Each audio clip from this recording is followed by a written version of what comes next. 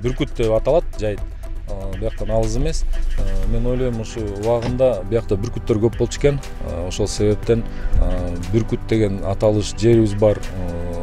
Биякта орустар жаңы келип баштаганда ошол эске алып туруп анан Орловка деп койду деп мен эсептейм да. Бирок кээ бирлер айтат, Орлов деген бир киши келген дейт да. Андай бизде тарыхта жок болгон, андайды изилдегенбиз. Андай киши келген бизде маалымат жок. Бирок бул жерге байланыштуу эле Орловка болуп аталып калган.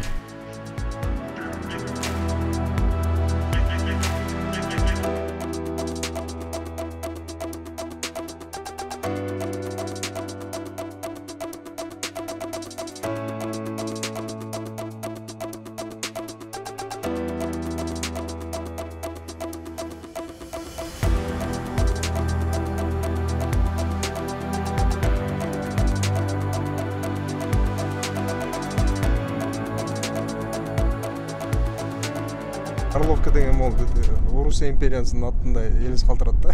Шарч. Вы как өзүңүздүн позицияңыз кандай бул боюнча? 1-2 жыл мурун бул маселе көтөрүлгөн болчу. Кеңеш менен депутаттар менен акылдашып, бирок муну биз бүгүнкү күндө даяр эмеспиз, калтырып койдук. Сөзсүз бул суроо көтөрүлөт деп мен ойлойм. Себеп өзгөрүүлөр болуш керек. Бирок бүгүн эмес, бүгүнкү күнү эл дагы башка да эч ким даяр эмес. Толугу менен талкаланган үй, бул да үй талкаланып жатат, көп кабаттуу. Ал эме болбосо ошол Италиядагы Пиза мунарасы бар го, кулап бараткан, ошого да окшоп кетет экен. Деги эле бул көп кабаттуу үйлөрдү Орловкада Титаник деп атап коюшуптур, кайманат менен. Эмне дегенде ал ошол Титаникке окшоп жердин астына кирип баратат да, жоголуп. Жөн эле жоголбостон элге да коркунуч туудурат. Анткени киргенде өмүргө да мындай кооптуу. Чындыгында бул жерде ошол согуш жөнүндө да тартышууда экен. Декорациялар таптаяр. Азыркы согушту деле чалдырса болот. Анткени жакында эле биз бир жаңы чыгарымга алып келдик Украинада. Ал жерде ошол курал жарактан талкаланган үйлөрдү көрдүк. Так ошондой. Совет Союз развал тарагандан кийин бул зданиядан көчүп башташты элдин баарычы. Андан кийин мэрия тарабынан, депутаттар тарабынан биз буну курчадык. Анткени аябай кооптуу болду. Мынакей мэрия курчап коюптур бул жерде. Жазууда бар экен, кооптуу деп. Эми жазуусуздар эле түшүнүктүү болуш керек, бул жерде кооптуу экен, кирүүгө болбостугун. Андан дагы башка маселеси бар. Бул квартираларда, батирлерде ээлери бар. Ээлерде бүгүнкү күнгө чейин пропискаларда турат. Ошол себептен дагы бул экинчи көйгөй.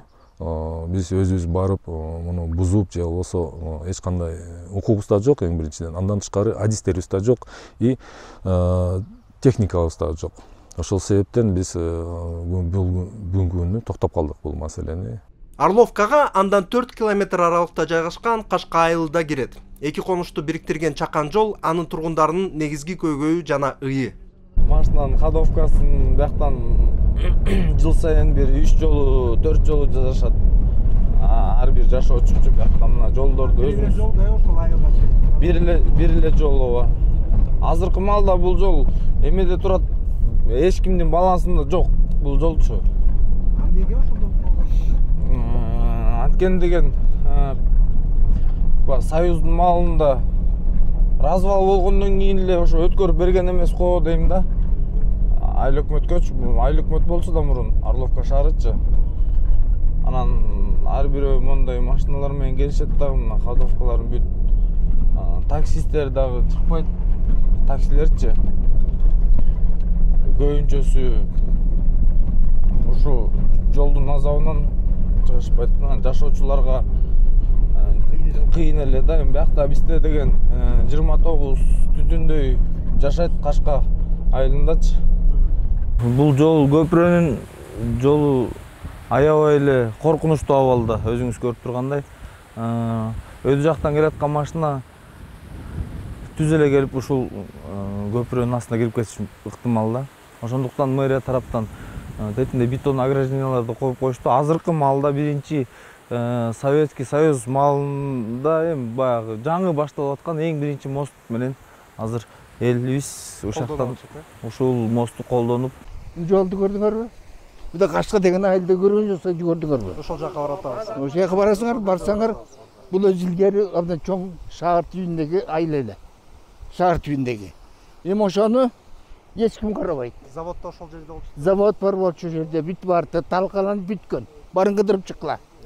Бар көрүүнү эч ким да келбейт бияка, эмне болуп атасыңар деген ким жок. Магазинибиз да жок. Эч кандай тиги маданият үйү да жок, школабыз жок. Бу Орловкага келип алып психошко каратып койгон. Ошо ойдон ушул жака барып келип окутабыз балдарды. 30 жылдан бери эч ким карабайт бизди. Мынакей балдарыбыз болсо, неберелер болсо, кышында кар жааганда мындан жаан машыкка чыкпагыла жолубуздун жанынан. Кашка жолго узак эле. Узак эле. Анан кийин эми жанакы эки жок дегенде школубузду оңдоп койбой, школубузду талкалап койду. Ошо жерде директор жашаган. Директор Совет Devleti'nde. Buna kaç konuşkan gördünüz mü? Ana boş yaka gidet bana kettin anayım baldar. Ne öyle çöreler var, bana Kaşkada karganlar var geldi. Jö bana bugün nerede bilen jö geldim ben. Kaşkada kalbay deli kaldı derler. Jö 35 tutum barız.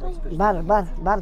Biroq oş yaka marşrutga jönötüp berdi. Şkoldu 1-kattan 5-katga çeyин açıp koysa жакшы болуп келе. Şkoldu talqalap koyuyordu direktor Совет Devleti'nde diyen ayar.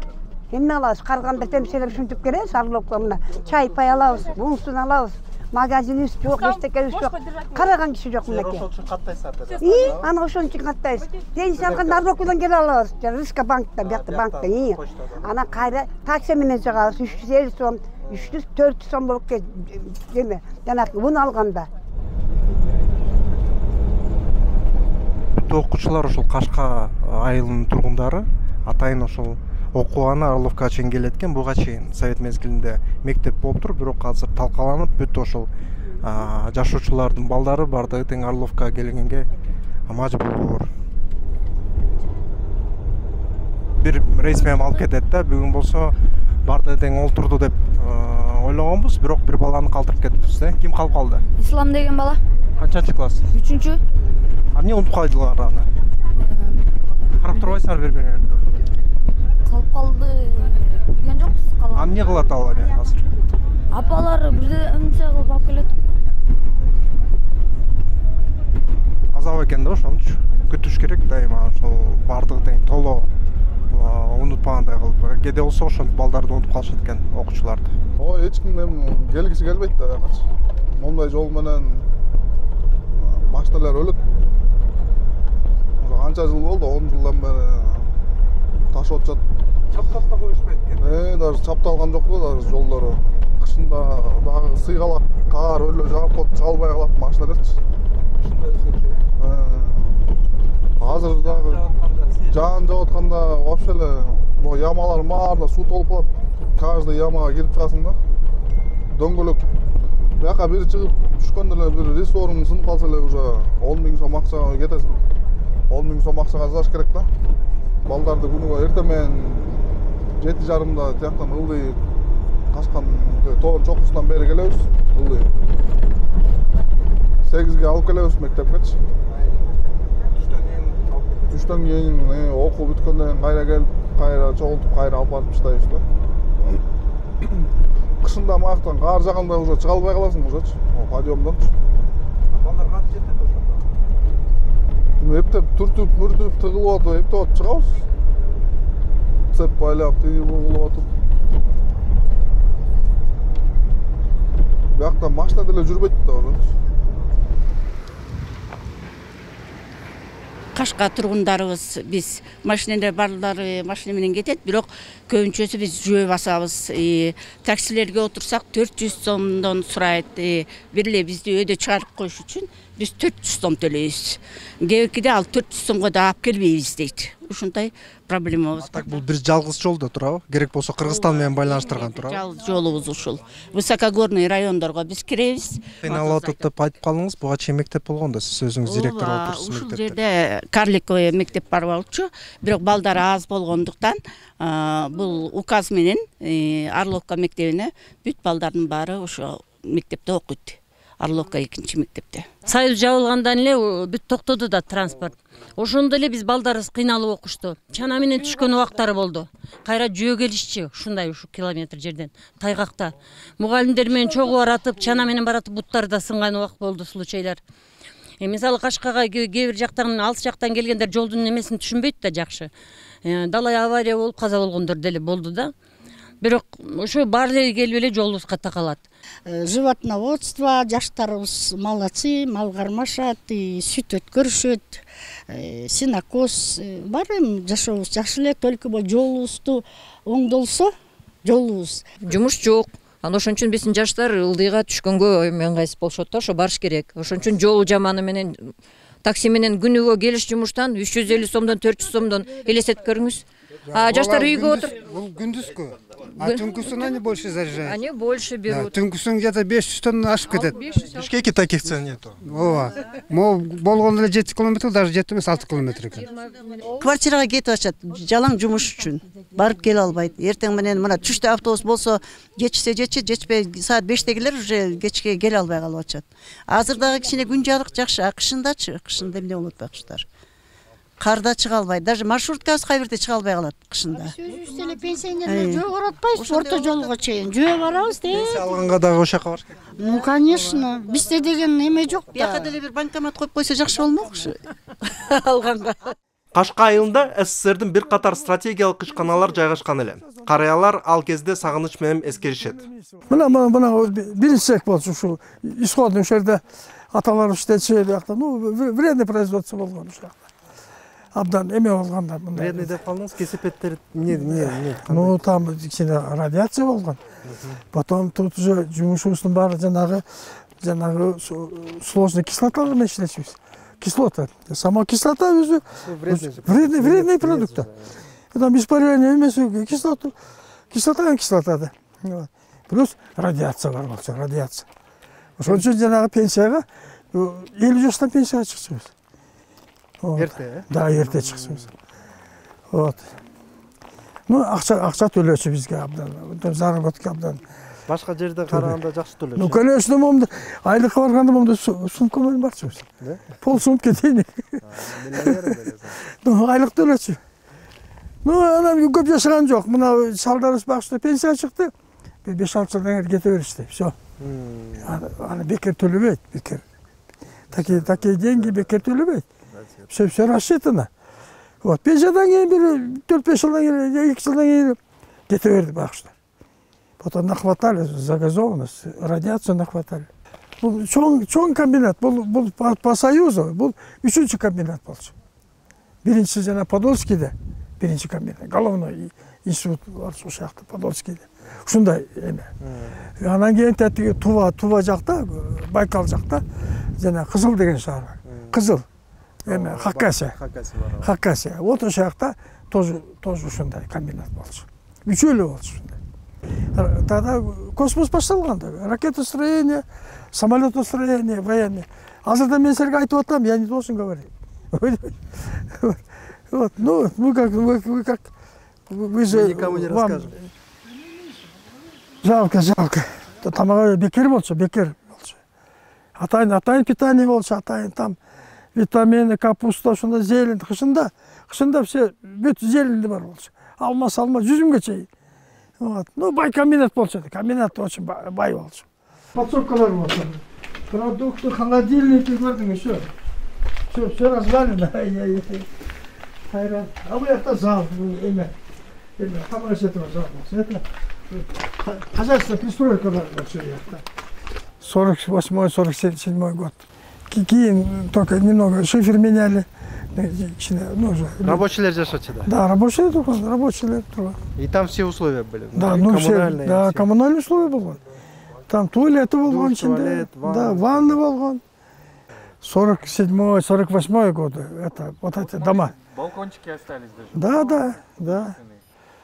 Получается, это одно из немногих зданий, которое сохранилось. Да, вот это, вот ушел, 3-4 здания калды.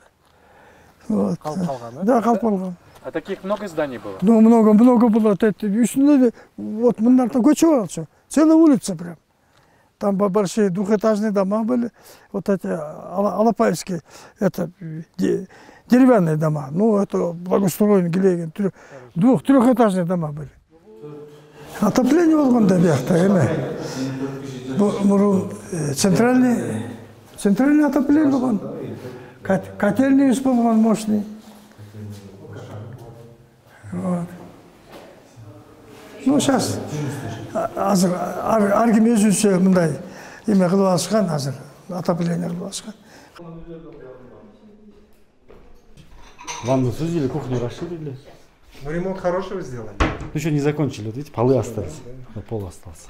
Еще не закончили, стену только. А зимой как там с отоплением, а? Мы с соседями скинулись внизу. Ага. Вот это отопление общее же это. 3 квартиры общие. Помните? Показывал на первом этаже, да, общая. По очереди топим. Каждый, короче, по 3 или по 4 дня. Мынаки бала аянча.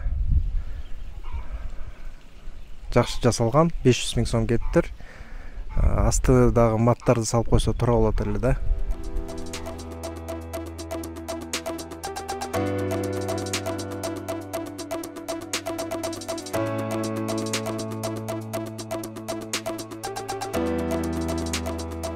Кыргызгаз компаниясы Орусиян Газпромуна сатылганына 10 жыл болду.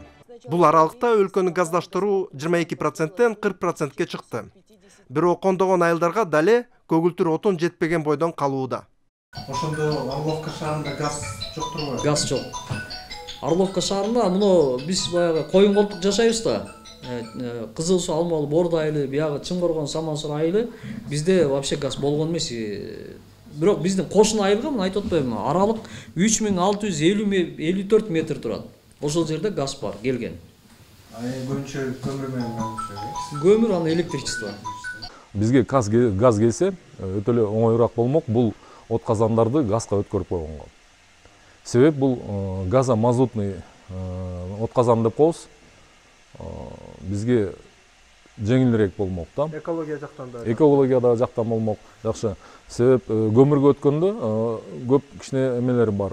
Экология жактан дагы жана анын калдыктарын кетирүү, жоюу, жоготкон боюнча дагы көп маселелер бар да. Бирок газга бизде жакшы болмок өтүп кетсек.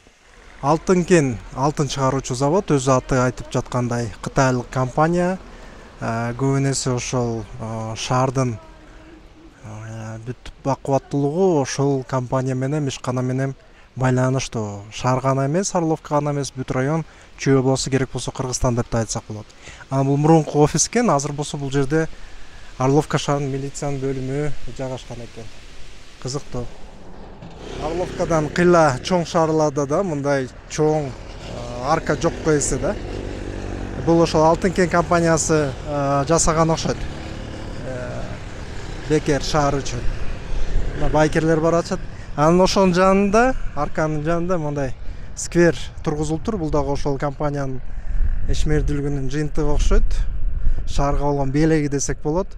Баары таза, мына керек болсо гүлдөр, камера унутулган, эч ким бөлдүрүп салбасын дегендей. Мынакей жаңы бардык брусчаткадагы. Бир эле суроо бар да бул жерде. Жакын турган үйлөр жок эсе. Анан ким бул жакка келип эс алып тургандагы дөмөк суроо жаратат. Орловка шаарынын жалгыз чоң паркы. Бирок элдерди сейилдеп жаткан көргөн жокпуз. Бирок мынакей уйлар чөп жеп жатат. Ким бул жакка коюп жатканы да түшүнүксүз. Ал эми болсо Орловка шаарынын эң чоң жалгыз маданият үйү. Эмелердичи, мисалы, сиденьяларды айрылып, жанакы дермантин болчу да сайыз убагында.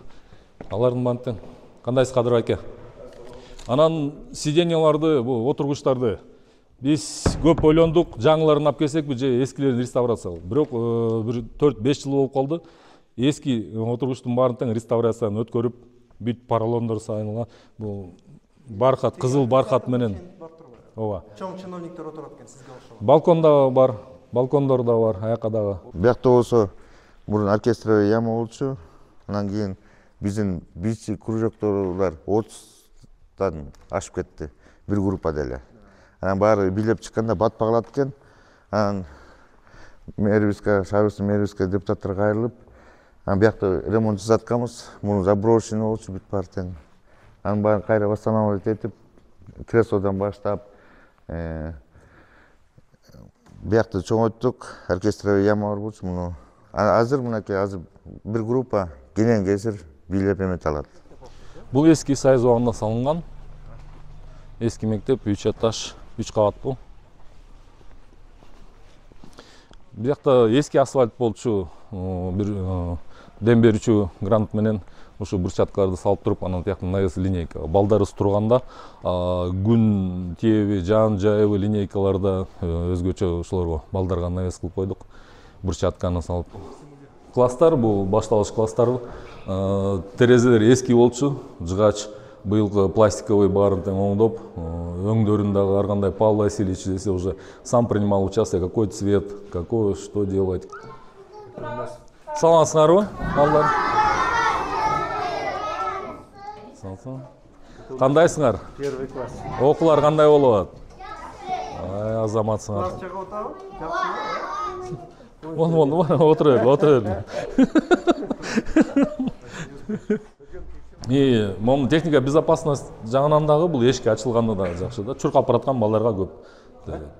Кемин район боюнча алдыңкы мектептердин бири деп койсок болот да. Именно образование жагынан после 10-го года рождаемость детей очень увеличилась. Например, выпускной классты 4 жыл мурун мен келгенде 15 бала бир мектептен чыгып аткан. Бирок 1-класска 4 класстан кирип атышты. Это 100 бала кирип атты. Состояниясы жаман болчу. У нас кровля была прогнута. Полностью бетонные плиты были, поэтому полностью жаап туруп законсервировали. 20 жылдан ашык жатты. Андан кийин мен сразу эле эмени сейсмологторду чакырдык, заключение алдык алардан.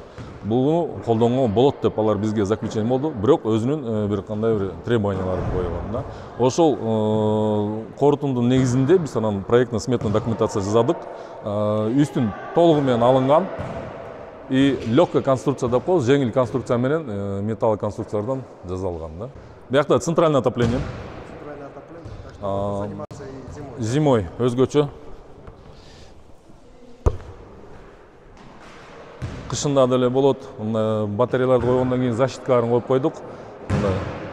Балдарга. Ким жардам берди? Эми биякта жергиликтүү бюджет жана өнүктүрүү фонду, Кемин районунун өнүктүрүү фонду. Павел Васильевич уже 3-4 жылдан бери сыртын оңдобойлукку деп обращается вот снаружи. Я ему сразу сказал, главное терезе ичин жылуулугун жасап алсак, а остальное потом уже.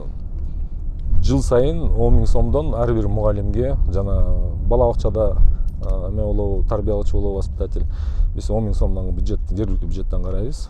Жардам катары кышкыга даярдыктап жардам беребиз да.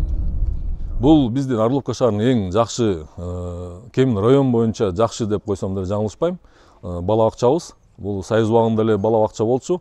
Кийин 90-жылдары толугу менен иштебей калып, токтоп калган болчу. Бүгүнкү күндө биз толугу менен ремонттуу жумуштарын жасаганбыз, жасап бүткөнбүз. Бул чатырын, терезелерин баарын тең пластиковый алмаштырдык, отоплениясын толугу менен бүгүнкү күндө бала бакчабыз иштеп атат.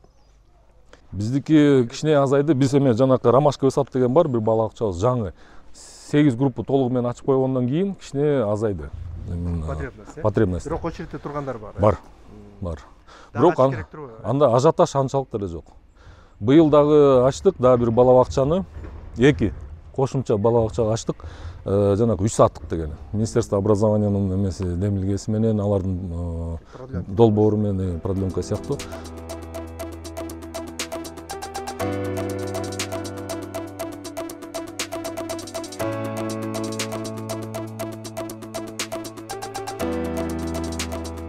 Бүгүнкү күндө жергиликтүү ушу калктын ичинен төрөлгөн адам болсо, анда бияка жергиликтүү өз алынча бийликке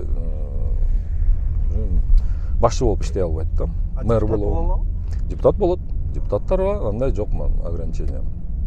2019-жылдары муну даярдап, долбоорун ремонт боюнча сметаларын даярдап, Кемин райондо өнүктүрүү фондунан эсебинен жана жергиликтүү бюджеттин эсебинен биргеликте ушу биздин Кристалл спорт залыбызды толугу менен оңдоо иштерин бүтүргөнбүз. Бүгүнкү күндө бул абдан чоң спорт залдардын бирине кирет Чүй область боюнча. Силер өзүңөр көргөндөй биякта футзал деп коебуз. Футзал 40-20га толугу менен баягта чий сызыктары бар. Футзал деп аталат. Ар бир спорт зал мындай размерлери жок да. 2012-жылы ошондо мен мэр болуп электе, депутат болуп электе, ошо ЮСАИД менен биргеликте ошол долбоорду ишке ашырганбыз. Бишкекке барып, мен өзүм коомдун төрагасы болуп, коомдук анан ЮСАИДка барып, долбоорду жазып, ЮСАИД менен биргеликте ошо долбоорду ишке ашырдык. Бүгүнкү күнү толугу менен балдарыбыз биякта ойнойт, тренировка кылышат.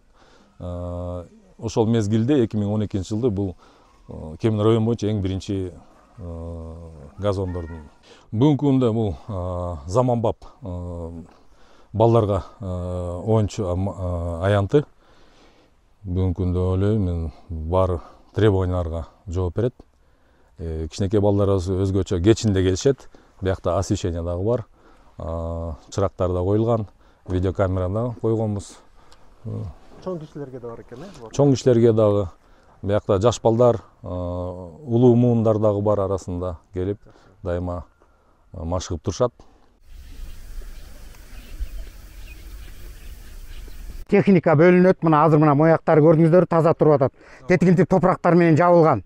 Булар 50 сантиметр сайын топурактар менен жабылбаса, бул метанообразование болот да самовозгорание болот. Чтобы этого не было, жана топа эмелерде, пакеттерде учпайт. Көрдүңүздөр, жабылат. Могулар азыр мына 50 сантиметров, с него как раз закрывается сейчас. Мына мэриядан эме машина бөлүнөт, эме бөлүнөт, топурак менен жабылат 50 сантиметрдан. После этого 50 сантиметрден кийин это металлообразование эч качан болбойт. Это по технологии так. Анан ошо бойдон аны эметилет да, мына бетке тиркилет, бетиндегисин еще жабылат. Анан бизде поле ар жак бер жак учуулар болбойт. Жол тазаланган, жол жазаланган. Жеңил машина өзүнчө бөлүнүп төгүлөт. Местный эменики.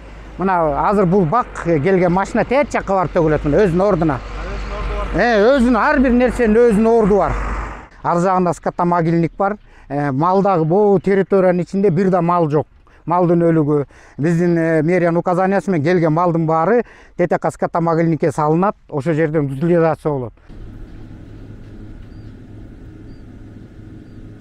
Орловка шаарынан 3 километр өйдө көтөрүлгөндө тоо көздөй ошол эле аталыштагы Орловка лыжа базасында жетип калдык.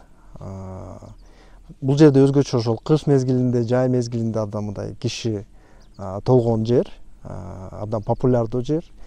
Бирок ошол кечки күздө элдер жок келсе, бирок бул да өзгөчө бир учур. Анткени табигат менен бирке мындай абдан таттуу мамиледе болгонго мүмкүнчүлүк да. Өзүнчө эле ырахат.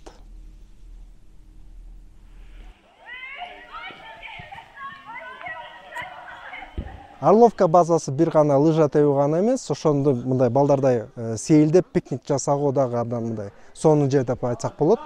Өзгөчө күздө. Анан карасаңыздар, могул оторгуч абдан оригиналдуу жасалган, анткени лыжа таяктарды колдонуптур да. Абдан мындай оригиналдуу. Бул Орловка тоо лыжа базасы бул 4 мезгилде тең иштейбиз. Кышында эс алуучуларыбыз лыжа тебишсе, эс алышса, ал эми май айында болсо кымыз чейин башталат биздики. Родельбан башталат. Родельбан биздики кечки түскө чейин болот. Көбүнчө биздин базанын ичинде магазин, андайлар жок. Көбүнчө ошо магазиндерде керектүү нерселерин бу туристтер ошо Орловка шаарынын ичиндеги магазиндерге киришет. Анан кийин биякта кышында прокат бизде жетишсиз, и прокат дагы Орловка шаарынын ичинде бар. Вот эмеси, жардамы, баягы пайдасы ошол деп ойлойм да.